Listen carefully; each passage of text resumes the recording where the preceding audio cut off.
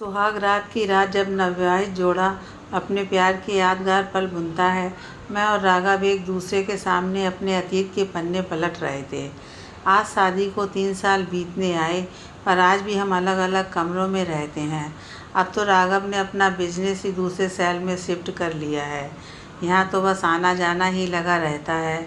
शुक्र है, बहुत दिनों बाद ही सही, पर वो आ तो रहे हैं। सोच रही हूँ इस बार अपने दिल की सभी बातें कह दूंगी उनसे। रज्जो थोड़ा जल्दी हाथ चला, अभी तो पूरा घर साफ करना बचा है। देख, जरा सी भी गंदगी पसंद नहीं है तेरे साहब को।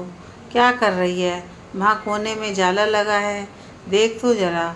और हाँ, ध्यान से, वो शोकेस थोड़ा कमज़ोर सा हो गया है, ध्यान रखना वरना टूट जाएगा। क्या दीदी, कितना हल्ला करती हो आप? मैं कर रही हूँ ना, आप बैठो आराम से। ये साहब भी ना महीनों महीनों गायब रहेंगे और अचानक से एक दिन फ़ोन कर देंगे कि कल आ रहा हूँ। यह भी कोई बात हुई भला? नहीं, दुल्हन को कोई इस तरह छोड़कर जाता है क्या? आप भी तो कितनी अकेली रह जाती हो दीदी। आप बोलती क्यों नहीं साहब को कि इधर ही किधर कुछ काम धंधा सेटल कर लें? साथ रहोगे तो प्यार बढ़ेगा ना दीदी। अरे रज्जो, नई दुल्हन नहीं हूँ मैं। शादी को 3 साल होने आए हैं। तू भी ना। एक बात पूछूं दीदी, ये साहब का कहीं और तो कोई चक्कर? मतलब साहब आपसे प्यार तो करते हैं ना? रज्जो, कुछ भी ना बोला कर। मुंह खोलने से पहले थोड़ा सोचा कर। जब देखो तब उल्टा ही बोलेगी बस। चल आ इधर, ये अलमारी में नीचे पुरानी किताबें पड़ी हैं, सब बाहर निकाल जरा। मैं तो झुक भी नहीं पा रही हूँ। दीदी आप छोड़ो, मैं निकालती हूँ ना। आपकी कमर में मोच आई है। आओ इस कुर्सी पर बैठो और मेरे को बताते जाओ कि क्या रखना है और क्या रद्दी में बेचना है। हाँ रज्जो, पता नहीं कैसे ये कमर दर्द। चल छोड़, तू एक काम कर, ये साइड वाली किताबों को छोड़कर सब बाहर निकाल दे। ये गज़ल की किताबें हैं, मुझे बहुत पसंद थी तो मैंने ली थी। ये ऊपर वाली किताब ज़रा दिखा। आह, इसमें तो मेरी जान बसती थी। उस किताब पर हाथ फेरते वक्त एक मुस्कान सी बिखर गई थी मेरे चेहरे पर। अरे वाह दीदी, कुछ सुनाओ ना। किताब किनारे रखते हुए मैंने कहा। मौका मिला नहीं कि काम चोरी शुरू। चल हाथ चला जल्दी, पहले सब काम निपटा लिया जाए, फिर गज़ल पढ़कर सुनाऊंगी तुझे। ठीक है दीदी। चल रे मनवा, बन जा ढीठ, करना है अब सब कुछ ठीक। चल रे मनवा। रज्जो कुछ अजीब सा गुनगुना रही थी, शायद खुद को हौसला दे रही थी, पर जो भी था, सुनकर चेहरे पर हंसी लौट आई थी। जो मेरी मेट थी, एक 17 साल की लड़की। मेरे वीराने घर में वो दिन भर मेरे साथ रहती थी। शाम होते ही घर निकल जाती थी, क्योंकि उसकी माँ और छोटी बहन का ख्याल भी रज्जो को ही रखना पड़ता था। हमेशा हंसती, अजीब अजीब सी बातें करती, पर जैसी भी थी, मेरे सुख दुख की साथी बस यही तो थी। मैं रज्जो को देखकर मुस्कुरा रही थी, तभी उसने एक पुरानी लाल डायरी हाथ में लेकर रद्दी के ढेर पर दे पटकी, और उसकी चोट मेरे दिल तक पहुंच गई। दर्द सा उठ गया था दिल में। मैं जल्दी से कुर्सी से उठी और जाकर वो डायरी उठा ली। मेरी हड़बड़ाहट देख रज्जो भी डर गई। वो सकपकाते हुए बोली, दीदी क्या हुआ? कुछ ज़रूरी किताब है क्या? ये मुझे पता नहीं था, तो मैं अभी इसे वापस रख देती हूँ। रज्जो ने डायरी लेनी चाही, पर मैंने उसे और ज़ोर से पकड़ लिया और न आँख लिए दूसरी तरफ मुड़ गई और पन्नों को पलटने लगी। रज्जो कुछ बेचैन सी पास आकर बोली, दीदी क्या हुआ? आप उदास हो गई? कुछ याद आ गया क्या?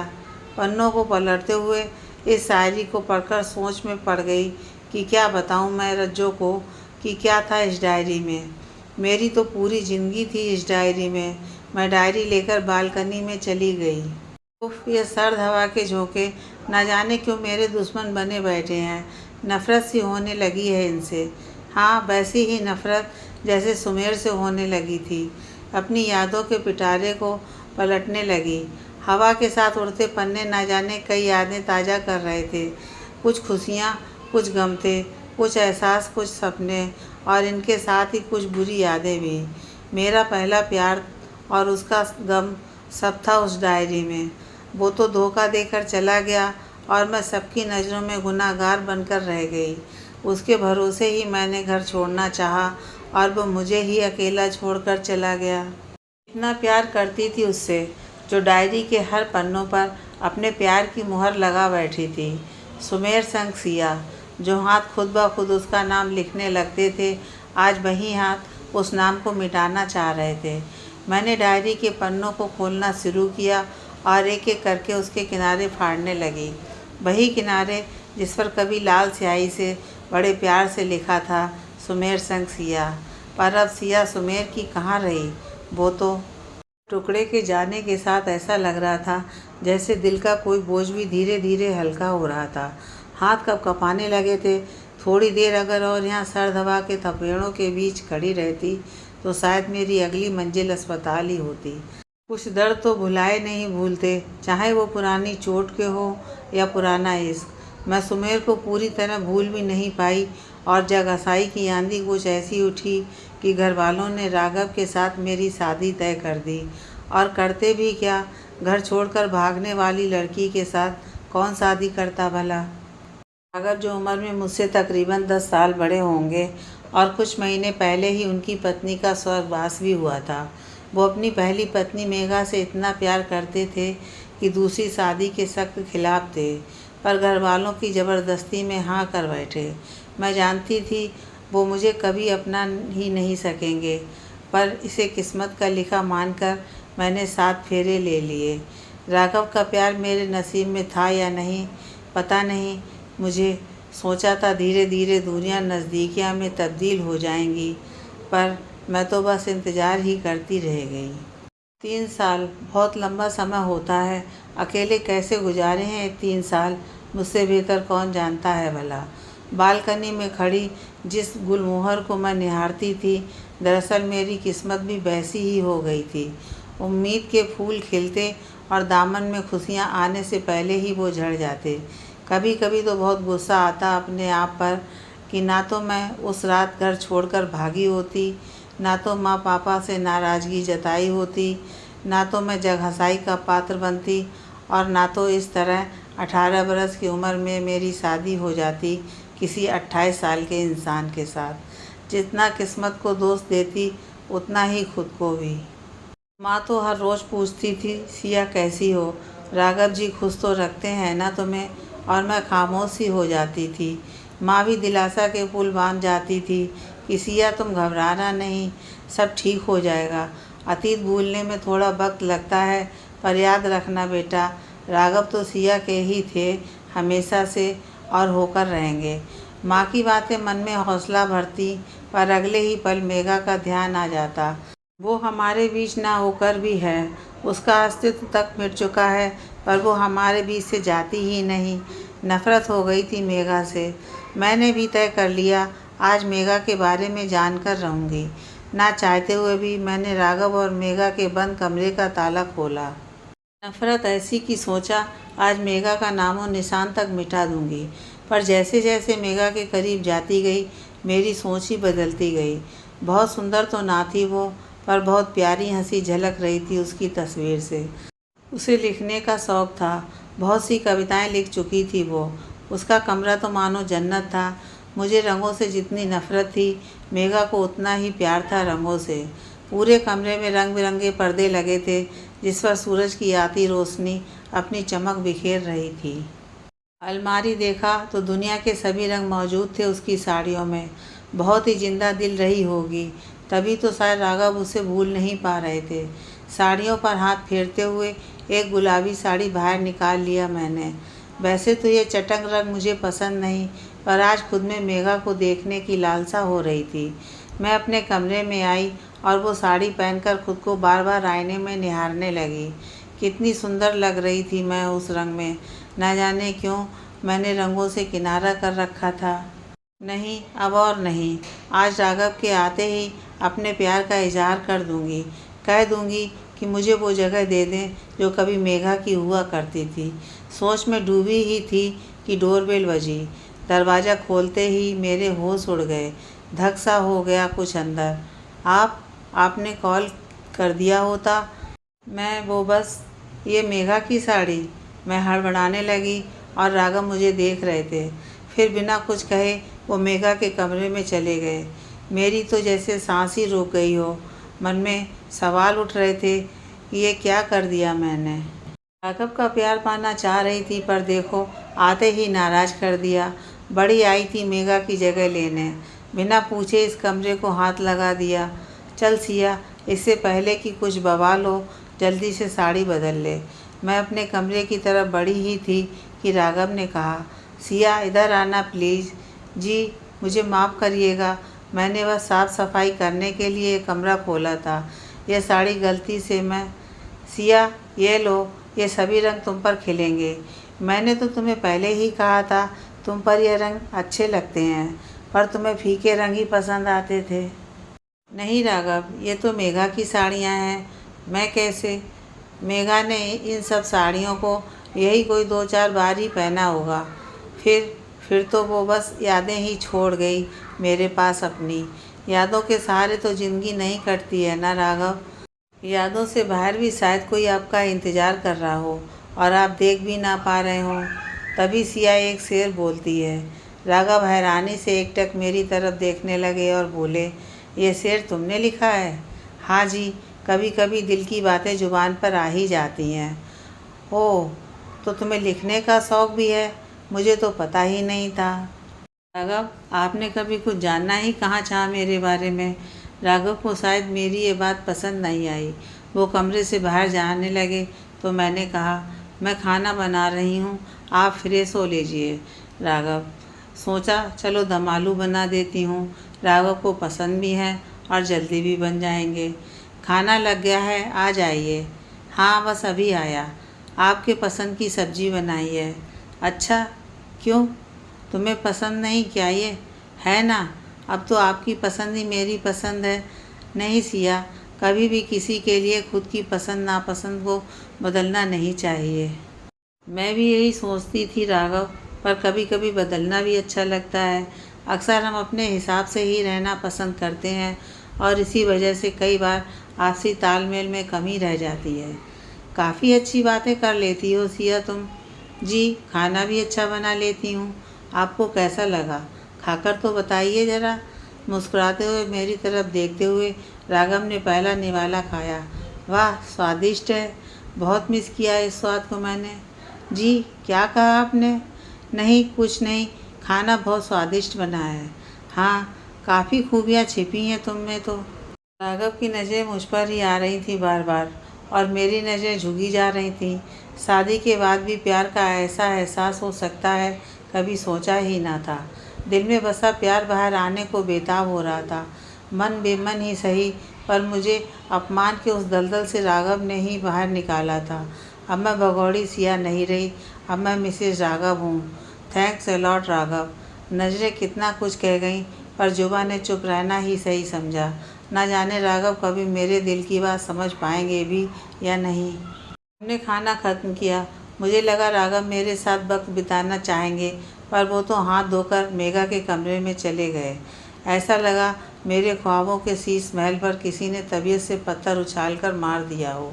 बस टूटते टूटते ही तो बचा है ये। फिर से मैं यहाँ और वो वहाँ। न जाने ये दूरियाँ कब जाएंगी। काश वो मेरे दिल की बात समझ पाते। काश आँखों से निकली कुछ बूंदों ने दिल को चैन दिया और मैं कोरे पन्नों पर अपना हाल ये दिल बयान करने लगी। हर बार लिखती और कूड़ेदान में जगह दे डालती। मेरी कविताओं की किस्मत भी अब मेरी तरह ही हो गई थी। शाम की चाय हमने उसी गुलमोहर वाली बालकनी में ही ली। राघव मेरी तरफ देख रहे थे, फिर बोले, जानती हो सिया, आज ना जाने क्यों तुम्हें मेघा की झलक दिख रही है। चमकीले रंग, बेबाक अंदाज में अपनी बातें रखना, पूरे घर को सायराना रंगों में रंगना, ऐसी ही तो थी मेरी मेघा। कहते कहते राघव के चेहरे पर वो नूर दिखा जो मैं अपने लिए देखना चाहती थी।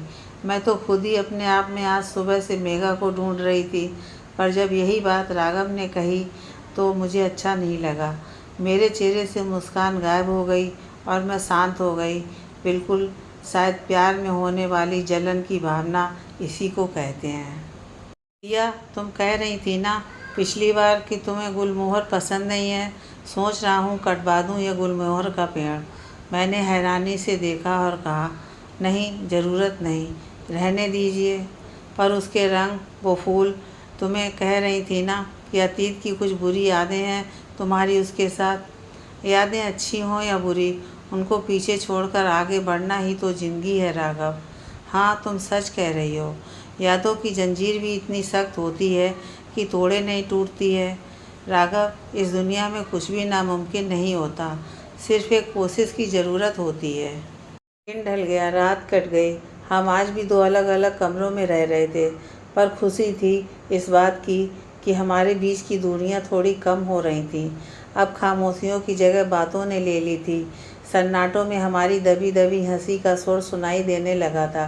कभी कभी तो हम तुकबंदी से बातें करने लगते, और जब वो कुछ गलत कह जाते तो दिल खोल कर हंसते। जो पहले हाल तक पूछने नहीं आते थे, वो अब आकर पूछ जाया करते थे कि खाने में क्या बन रहा है आज। इस राघव को मैंने पहले क्यों नहीं देखा था। पूरे 1 महीने बीतने को आए। डिनर के वक्त राघव ने कहा, इस बार छुट्टियां लंबी ही हो गई हैं। सोच रहा हूँ अब वापस लौट जाऊँ। काम भी तो ज़रूरी है। मन ख्यालों से भर गया। इतनी जल्दी महीना बीतने को आया और अभी तो अपने दिल की बात भी नहीं कही मैंने। जी तो चाहा रोक लूँ राघव को, पर कैसे कैसे क्या कहूँ मैं कि मैं आपसे प्यार करती हूँ। मैं रुआंसी सी हो गई। निवाला मुंह तक जा ही नहीं पा रहा था। राघव भी आधा अधूरा खाकर कमरे में जाने लगे, पर जाने से पहले बोले, सिया, कल मेरे साथ घूमने चलोगी सुबह? Long drive. सुबह? हाँ, सर्दियों की सुबह भी सुहानी होती है। चलोगी? हाँ, मैं सुबह तैयार हो जाऊंगी। कैसे मना करती मैं। अब तो लग रहा था जैसे वक्त हाथ से रेत की तरह फिसल रहा है और मैं मजबूर सी खड़ी देख रही हूँ। क्यों नहीं कह पा रही कि रुक जाइए राघव, अब इंतज़ार नहीं होता। कब तक चुप्पी मेरी जान लेगी। आज मन हुआ कि डायरी में लिखे वो शायरी, वो नज़्म सब पढ़ जाऊँ जो कि कभी सुमेर के लिए लिखा था, जब वो भी इसी तरह मुझे छोड़कर चला गया था। डायरी? मेरी डायरी कहाँ है? कहीं राघव ने तो नहीं देख लिया और इसी वजह से वो वापस जाना चाहते हों। आंखें डबडबा गईं। फिर मेरी गलती। क्यों बाहर निकाला मैंने वो डायरी? हर बार अपने ही गुनाहों की सज़ा भुगतनी पड़ती है मुझे। उलझ गई हूँ ज़िंदगी की कशमकश में। पूरी रात खुली आंखों में ही कट गई। सुबह तैयार हो गई राघव की दी हुई लाल पीले रंग की साड़ी में। सोचा आखिरी सफ़र है, उनके हिसाब से ही जी लूँ इसे। मुझे देखते ही राघव ने कहा, लगता है आज पूरा गुलमोहर ही मेरे घर में उतर आया है। अब यह तारीफ थी या क्या था पता नहीं। मेरा दिल दिमाग तो बस लम्हे ही गिन रहा था। हम गाड़ी में बैठ गए। खिड़कियां बंद होने के बावजूद भी ये ठंडी हवाएं कहीं ना कहीं से आकर मुझे परेशान किए ही जा रही थी। तुम चुप हो, कुछ कहती क्यों नहीं? आज मौन व्रत ले रखा है क्या सिया? नहीं, क्या बोलूं? कुछ बोलने के लिए बचा ही नहीं अब। अच्छा, तो कुछ शायरियाँ ही सुना दो। याद नहीं अभी कुछ। क्या बात करती हो? पूरी डायरी लिखने वाली कवित्री को कुछ भी याद नहीं? मैं चौंक कर राघव की तरफ देखने लगी। वो डायरी, मेरी लाल डायरी आपके पास? हाँ सिया, घबराओ नहीं। तुम्हारी रचनाओं को मैंने आज भी नहीं आने दी है।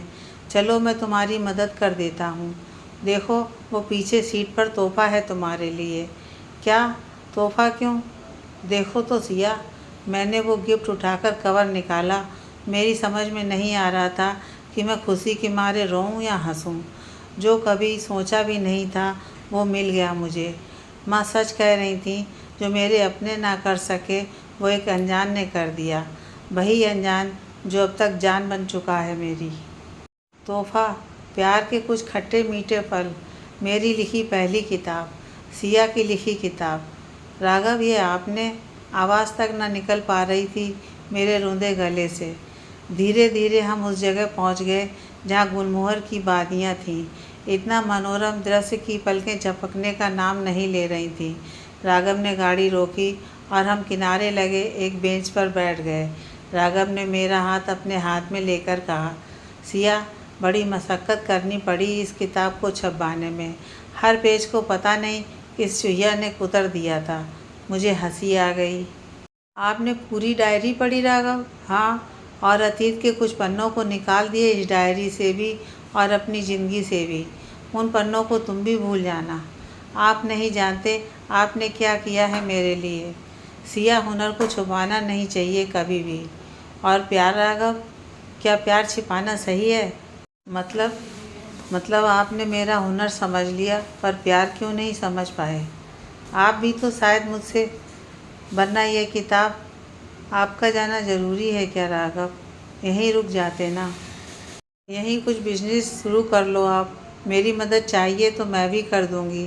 4 पैसे कम भी मिलेंगे तो मैं कोई शिकायत नहीं करूंगी। आप चाहो तो मैं मेघा की तरह बनने की भी पूरी कोशिश करूंगी। सिया, मैं तो अपना पूरा बिजनेस समेट चुका हूँ वहाँ से। सोचा यहीं कुछ करूँगा, तुम्हारे साथ रहूँगा, पर मुझे लगा तुम अब तक अपने अतीत से बाहर नहीं निकल पाई हो तो आप मुझे फिर से अकेला छोड़कर जा रहे थे। पलकें अब आंसुओं का बोझ नहीं सह पा रही थीं। लाख समझाने के बाद भी छलक ही गईं। राघव ने अपनी जेब से रुमाल निकालकर मेरी आंखें पोंछीं। अपना हाथ भी बढ़ाया, शायद मुझे बाहों में भरने के लिए, पर बढ़ते हाथ अचानक रुक से गए। मैं इस मौके को नहीं गंवाना चाहती थी, अब और इंतज़ार नहीं करना चाहती थी। मैंने राघव का हाथ पकड़कर अपने कंधे पर रखा और कहा, माना कि अतीत में भी बसी थी एक जिंदगानी हमारी, कहीं प्यार से तो कहीं दर्द में छिपी थी कहानी हमारी। यूँ आए हो पास तो दूर ना जाना कभी, उन बीते लम्हों की कसक से न सताना कभी। अब जो थामा है ये दामन तो कभी छोड़ना नहीं, 7 फेरों के वो 7 वचन तुम तोड़ना नहीं। नम आंखें लिए राघव ने मुझे अपनी बाहों में भर लिया और एक लंबी सांस लेते हुए कहा, कितने नादान थे हम जो एक दूसरे की दिल की बात समझ ही नहीं पाए। तुम जो चाहती थी वही मैं भी चाहता था, पर ना तुम कह पाई और ना मैं कह पाया। सिया, तुम्हें मेघा की तरह बनने की ज़रूरत नहीं है। तुम सिया हो, सिया ही रहो। राघव की सिया। मेघा मेरे अतीत का हिस्सा थी और वादा करता हूँ अब कोई भी गुजरा वक्त हमारे बीच नहीं आएगा। अपनी बाहों की पकड़ को मजबूत करते हुए राघव ने कहा, सिया, मैं जाने के लिए नहीं आया था और अब तुमसे दूर कभी नहीं जाऊंगा। आज फिर उसी झड़ते गुलमोहर के बीच एक प्रेम कहानी ने जन्म लिया। बाहों में बाहें डाले बिना कुछ कहे खामोशी से आज सालों के गिले शिकवे दूर हो गए थे।